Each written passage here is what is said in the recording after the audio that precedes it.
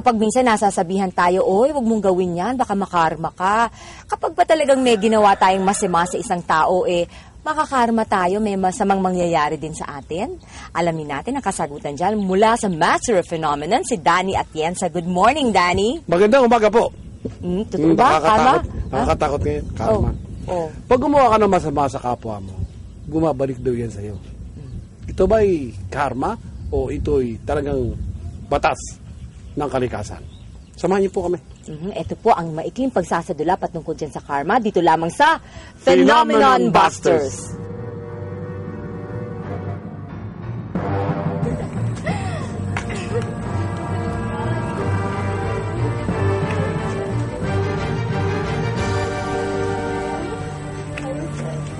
Hinto!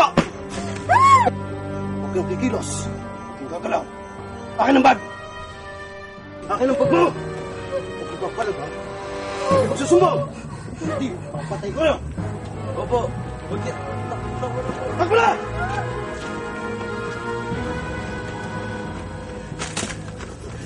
Pare! Pati ba? Amin ito. Pare! Ayos na, pare! Sige na, bilisan nyo na! Bilisan nyo na! Pare, lagay ko ha. Sige, pare. Sige na pare.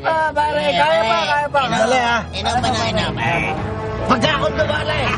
Pagkakot na, pare. Talaga naman. Barik na, pare. Barik. Ay, nako. Ay, nako.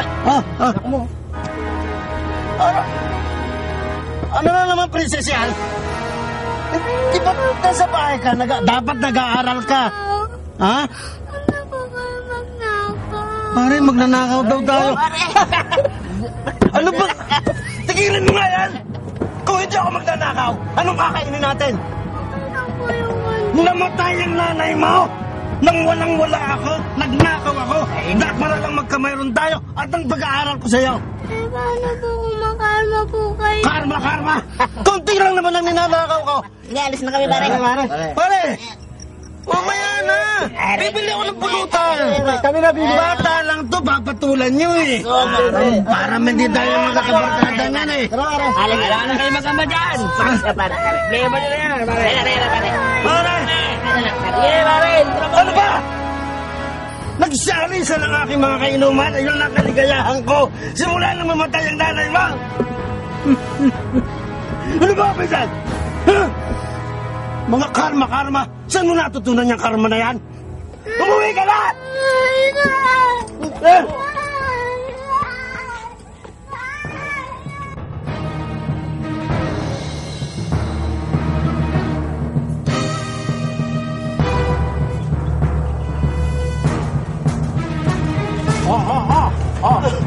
Sige. Tumakbo ka. Walang sige, siya po yung kumuha! Sinungaling ka! Hindi ako! Hindi ko! Sir, may anak ako! Ano nangyari? Ayun, hinuli na. Kawawa naman. Hindi man lang niya inisip yung kapanganan ng anak. Tsaka sino lang titingin dun sa anak niya? Wala Ay na. naku, malamang palaboy-laboy na yan. Tama dyan. ka dyan. Ayun, buti. Kinarma na. Yun na nga yun. Tara naman. Walang kwenta. Nakita natin, Danny, sa ating maikling pagsasadula na talagang kinarma yung lalaki. O coincidence ba yun? Hindi, talagang mangyayari yun. Alam mo kung bakit? Pag gumawa ka ng masama sa kapwa mo, magpakailan pa man, babayaran mo yun. Pero sa iba't ibang pamamaraan ng karma. Iba yung karma sa kinakarma. Pag ikaw kinakarma, ang ibig sabihin, nagbabayad ka ng kasalanan mo. Pwedeng sa asawa mo, sa anak mo, maging sa karamdaman mo, o maging ang buhay mo. Bumabalik sa'yo. Maging ang negosyo mo, apektado yan eh. Kaya pag gumawa ka ng masama sa kapwa mo, asahan mo, hindi magtatagal. Lalo na kung ang gagawin mo ay pagnanakaw, pagpatay ng anak mo, at marami pang bagay na maraming masasama na sobrang kasamaan na ikaw lang ang nakakatalos. Sisingilin ka ng karma. Maliban na lamang siguro kung talagang nagkamali ka, tapos humingi ka ng patawad, ano? Ganun pa man, may kapalit pa rin yun eh. Kahit na humingi ka ng patawad, pagbabayaran mo pa rin. Hindi po pwedeng kasalanan mo pagkatapos humingi ka ng tawad, ganun lang. Sa Panginoon napatawad, kaya paano yung batas ng kalikasan? Batas natin sa ating bansa. Maraming bagay yan. Kaya huwag kayong gagawa ng masama. Oh, so dapat pala sa lahat ng gagawin natin, pag-isipan natin mabuti na hindi tayo makakasakit ng ibang tao. Hindi lang yun.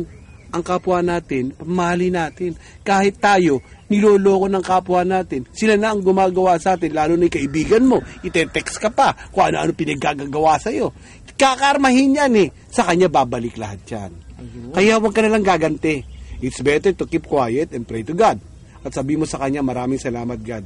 Dahil yung maraming pagsubok na dinaanan mo, hindi ka nagreklamo. Hindi na rin ako magrereklamo.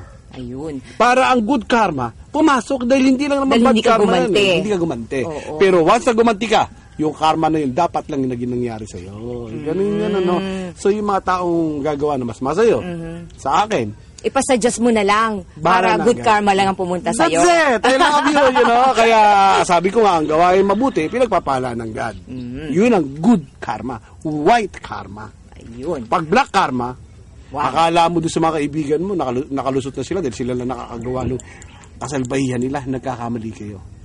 Mas higit ang karma na babalik sa inyo. At doble ng ginawa nyo sa kapwa nyo. Naku, tandaan nyo po yan para hindi kayo makarma. Marami na ako nakitang ganyan.